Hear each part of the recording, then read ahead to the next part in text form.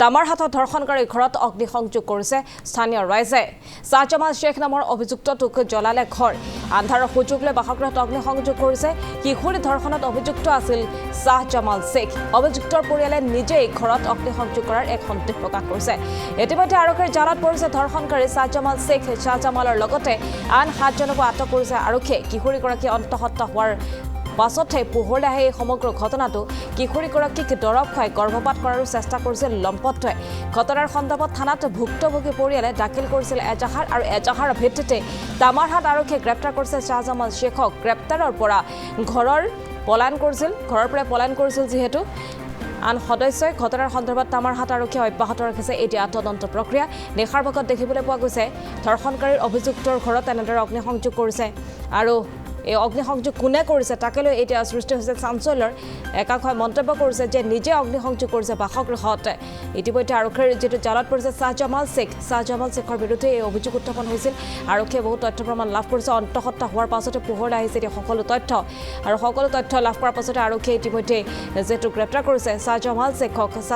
গ্ৰেপ্তাৰ কৰাৰ পাছতে বাসগৃহত অগ্নিসংযোগ কৰা দেখিবলৈ পোৱা গৈছে কালি নিশাৰ সেই ঘটনা আমি কিছু দৃশ্যাংশ আহি পৰিছে সেই দৃশ্যাংশ এই মুহূৰ্তত আপোনালোকক দেখুৱাইছোঁ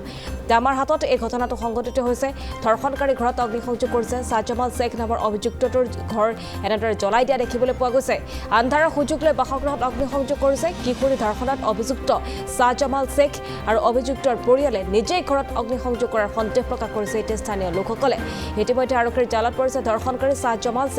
শ্বাহজামালৰ লগতে আন 7 অভিযুক্তকো আটক কৰিছে ইতিমধ্যে আৰক্ষীয়ে আৰু কিশোৰীগৰাকী অন্তঃসত্ত্বা হোৱাতহে পোহৰলৈ আহে এই সমগ্ৰ ঘটনাটো কিশোৰীগৰাকীক দৰৱ খুৱাই গৰ্ভপাত কৰাৰো চেষ্টা কৰিছিল দম্পতীয়ে ঘটনাৰ সন্দৰ্ভত থানাত ভুক্তভোগী পৰিয়ালে দাখিল কৰিছিল এজাহাৰ আৰু এজাহাৰৰ ভিত্তিতে তামাৰহাট আৰক্ষীয়ে গ্ৰেপ্তাৰ কৰিছে শ্বাহজামাল শ্বেখক ঘৰৰ গ্ৰেপ্তাৰৰ পৰা ৰক্ষা পাবলৈ ঘৰৰ পৰা পলায়ন কৰিছিল পৰিয়ালটোৰ আন সদস্যই ঘটনাৰ সন্দৰ্ভত তামাৰহাট আৰক্ষীয়ে অব্যাহত ৰাখিছে তদন্ত প্ৰক্ৰিয়া এই মুহূৰ্তত আমি ফোনযোগে সংযুক্ত হৈছোঁ আমাৰ সাংবাদিক হৰে কৃষ্ণ বেপাৰীৰ সৈতে হৰে কৃষ্ণ আপোনাৰ ওচৰলৈ গৈছোঁ যি ঘটনা সংঘটিত হৈছে এগৰাকী কিশোৰী অন্তঃসত্ত্বা হোৱাৰ পাছতহে আচলতে সমগ্ৰ ঘটনাটো পোহৰলৈ আহিছিল আৰু যি অভিযুক্ত শ্বাহজামাল শ্বেখৰ বাসগৃহত অগ্নিসংযোগ কৰা হৈছে পৰিয়ালৰ কিমান সদস্য আছিল যিহেতু এই সমগ্ৰ ঘটনা সংঘটিত হোৱাৰ পাছতে আৰক্ষীয়ে গ্ৰেপ্তাৰ কৰিব বুলিয়ে পৰিয়ালৰ আন সদস্যসমূহে পলায়ন কৰিছিল আন সদস্যসমূহে ঘৰত এনেদৰে অগ্নিসংযোগ কৰিছে নেকি সেয়া এক সন্দেহ এতিয়া প্ৰকাশ কৰা হৈছে সবিশেষখিনি এই মুহূৰ্তত আপোনাৰ পৰা জানিম কেইদিন ধৰি তামাৰহাটত দৰ্শনকাৰীৰ যি ঘটনাক লৈ কিন্তু তীব্ৰ চাঞ্চল্যৰ সৃষ্টি হৈছে যোৱা 7 মাহ পূৰ্বে এগৰাকী নাবালিকা যুৱতী যি অন্তঃসত্ত্বা হৈছিল হোৱাৰ পিছত পৰ্যায়ক্ৰমে যি শাৰীৰিকভাৱে যেতিয়া দুৰ্বল হৈ পৰে তেতিয়া পৰিয়ালৰ লোকে চিকিৎসালয়লৈ নিয়ে তাৰ পিছতে সমগ্ৰ ৰহস্য ফাদিল হয় যে শ্বাহজামাল শ্বেখ নামৰ যি কালপিত বা লম্পট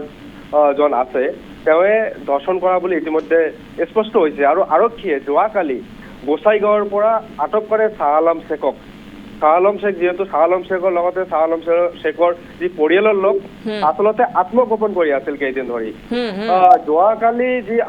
তামাৰহাট আৰক্ষীয়ে গোসাইগাঁৱৰ পৰা শ্বাহজামাল শ্বেখক আটক কৰাৰ শ্বাহজামাল শ্বেখৰ লগতে 7জনকৈ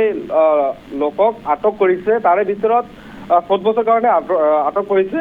আৰু শ্বাহজামাল শ্বেখৰ বিৰুদ্ধে কিন্তু কেইবাটাও ধাৰাত ইতিমধ্যে ৰুজু হৈছে আৰু এটা কথা উল্লেখ কৰিব লাগিব যে যোৱা নিশাৰ যি ঘটনা এই শ্বাহজামাল শ্বেখৰ ঘৰত দুৰ্বৃত্তই অগ্নি সংযোগ কৰিছে বা ইয়াক লৈ কিন্তু অঞ্চলজুৰি এটা চাঞ্চল্যৰ সৃষ্টি হৈছে আচলতে কোনে সংযোগ কৰিছে সেয়া কিন্তু স্পষ্ট হোৱা নাই যদিও আৰক্ষীয়ে তদন্ত আৰম্ভ কৰিছে এই মুহূৰ্তত কিন্তু একাংশই কিন্তু সন্দেহ কৰিছে যে শ্বাহজামাল শ্বেখৰ পৰিয়ালৰ লোকে আচলতে বা অপৰাধীৰ যি পক্ষ আছে পক্ষই অগ্নি সংযোগ কৰিছে নেকি যিহেতু ঘটনাটো আচলতে 5 দিন ধৰি যিহেতু 5 দিন পূৰ্বে যিহেতু ঘটনাটো ৰহস্য ফাদিল হৈছিল যে আচলতে দৰ্শনকাৰী কোন বা ফাদিল হোৱাৰ পিছত কিন্তু 5 দিন ধৰি কিন্তু কোনো ধৰণৰ অপ্ৰীতিকৰ ঘটনা সংঘটিত হোৱা নাই কিন্তু শ্বাহজামাল শ্বেখক আটক কৰাৰ পিছতে এনে ঘটনা হোৱাৰ বা অগ্নিসংযোগ হোৱাৰ যি ঘটনা সংঘটিত হৈছে ইয়াক লৈ কিন্তু একাংশই কিন্তু সন্দেহ প্ৰকাশ কৰিছে ইতিমধ্যে আমি ভাষ্য প্ৰদান কৰিছোঁ আমি ৰাইজে শুনি পাব যে ৰাইজে আচলতে এতিয়াও কিন্তু আতংকিত হৈ আছে যে যিহেতু তামাৰহাট অঞ্চলৰ যি অঞ্চলত অগ্নিসংযোগ হৈছে তাত অঞ্চলবাসী যি ৰাইজ আছে ৰাইজে কিন্তু প্ৰকাশ কৰিছে যিহেতু ইমান দিনে কোনো ধৰণৰ অপ্ৰীতিকৰ ঘটনা সংঘটিত হোৱা নাই, 5 দিনে কিন্তু শাহ আলম শ্বেখক আটক কৰাৰ লগে লগে এনে ঘটনা সংঘটিত কেনেকৈ হল ইয়াক লৈ কিন্তু চিন্তিত হৈ পৰিছে। নিশ্চয়কৈ এই মুহূৰ্তত আপোনাক ধন্যবাদ জনাইছোঁ হৰে কৃষ্ণ বেপাৰী। আচলতে কেইবাটাও এতিয়া সন্দেহ উপজিছে যে পৰিয়ালৰ সদস্যই বা শ্বাহ আলম শ্বেখৰ যিসকল আচলতে বন্ধু আছিলে, বন্ধু বান্ধৱে এই ঘটনাটো সংঘটিত কৰিছে নেকি। শ্বাহ আলম শ্বেখক গ্ৰেপ্তাৰ কৰাৰ পাছতে এই ঘটনাটো কিহৰ বাবে সংঘটিত হ'বলৈ পালে, ইয়াৰ পূৰ্বে কিয় সংঘটিত হোৱা নাছিল, এনেধৰণৰ এতিয়া প্ৰশ্ন উত্থাপন হৈছে। ইতিমধ্যে জনাইছোৱে এজাহাৰ ভিত্তিতে যিটো তামাৰহাট আৰক্ষীয়ে গ্ৰেপ্তাৰ কৰিছে শ্বাহ আলম শ্বেখক, আৰু গ্ৰেপ্তাৰৰ পৰা ৰক্ষা পাবৰ বাবে পৰিয়ালৰ আন সদস্য আত্মগোপন কৰি আছে আৰু 7গৰাকীকৈ লোকক ইতিমধ্যে গ্ৰেপ্তাৰ কৰা হৈছে। আৰক্ষীয়ে গ্ৰেপ্তাৰ কৰি ইতিমধ্যে সোধা পোছা অব্যাহত ৰাখিছে বুলি জানিব পৰা গৈছে। এই সমগ্ৰ ঘটনাক লৈ এতিয়া চাঞ্চল্যৰ সৃষ্টি হৈছে তামাৰহাটত।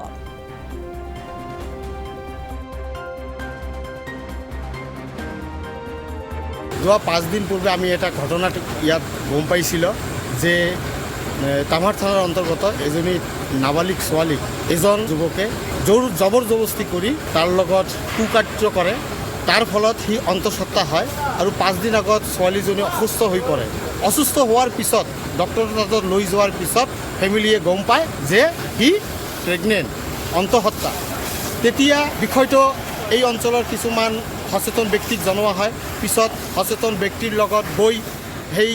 ভুক্তভোগী পৰিয়ালে থানাত এজাহাৰ কৰে। আৰু সকলোতকৈ ডাঙৰ বিষয়টো হ'ল তামাৰহাট প্ৰশাসনে 24 ঘণ্টাৰ ভিতৰত দোষীক কৰায়ত্ব কৰিছে আৰু ন্যায়ৰ দৃষ্টিত আনিছে। এতিয়া কথাটো হ'ল ইমান দিনে এই ফেমিলিৰ ঘৰটো সুৰক্ষিত আছিল, কিন্তু দোষী যেতিয়া ধৰা পৰিলে তাৰ পিছত কোনোবা দুৰ্বৃত্ত আহি শ্বাহজামাল শ্বেখৰ ঘৰত আগুন জ্বলাই দিলে, জুই জ্বলাই দিলে। এতিয়া আমাৰ প্ৰশ্ন হয় যে ইমান দিনে যিখন ঘৰ সুৰক্ষিত হৈ আছিল,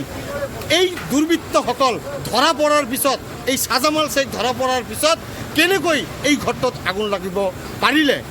আমি বিচাৰোঁ যে কোনোবা ব্যক্তি ইয়াত জড়িত হৈ আছে, তেওঁলোকে সম্পূৰ্ণ ঘটনাটোক গাপ দিয়াৰ বাবে আৰু এই ইছ্যুটোক কনভাৰ্ট কৰাৰ বাবে এনেকুৱা জঘন্য ঘটনা সংঘটিত কৰি গোটেই সমাজটোক এটা বিশৃংখল পৰিৱেশ কৰাৰ চেষ্টা কৰি আছে। আমি আবেদন জনাওঁ যাতে এই ঘটনাটো, আজি যিটো ঘটনা হ'ল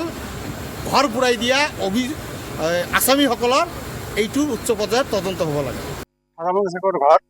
যিটো মানে কালপিতে আমাৰ নাবালিকা এটা ছেলিক ধৰ্ষণ কৰিছিলে, কিন্তু মোৰ এইটো মানে এনেকুৱা অৱস্থা হৈছে, এইটো একচুৱেলি ঘটনাটো মেইন যিটো মানে পুলিচে যিটো কাম কৰি আছে, পুলিচে ভাল কাম কৰি আছে, অপৰাধীক ধৰিছে আইনতভাৱে, তাক যাতে যিটো পানিছমেণ্ট হয় পানিছমেণ্ট দিয়ে। আমি পুলিচৰ এই কামত আমি সন্তুষ্ট। এই কামটো গাপ দিয়াৰ কাৰণে, এই কামটো ডাইভাৰ্ট কৰিবৰ কাৰণে কোনোবা দুষ্কৃতিকাৰী এই কামটো কৰিছে। আমি প্ৰশাসনক আমি অনুৰোধ জনাইছোঁ, এই যি দুষ্কৃতিয়ে এই কামটো কৰিছে তাক অনতিপলমে, যেনেকৈ শ্বাহজামাল শ্বেখক কৰায়ত্ব কৰিছে তেনেকৈ এই দুষ্কৃতিকাৰক কৰায়ত্ব কৰিব লাগে। আমাৰ মাজত ভাতৃত্ববোধ যথেষ্ট বজাই থাকিব লাগে। আজি যে কালপিত শ্বাহজামাল শ্বেখ যিজন আছিল, যিজনে মানে ধৰ্ষণ কৰিছিলে আমাৰ নাবালিকা ছোৱালীক, তাৰ ঘৰটো কৰিছে, মানে জ্বলাই দিছে। এই 1 ঘণ্টামান আগত মই মানে শুনা পালোঁ। তাৰপিছত আমি জুই নমাবৰ চেষ্টা কৰিলোঁ, জুই নমাত আমি ব্যৰ্থ হৈছোঁ। এই অলৰেডি ফায়াৰ ব্ৰিগেড আহিছে, এতিয়া আমি হয়তো বা মোটামুটি চবেই জ্বলিছে।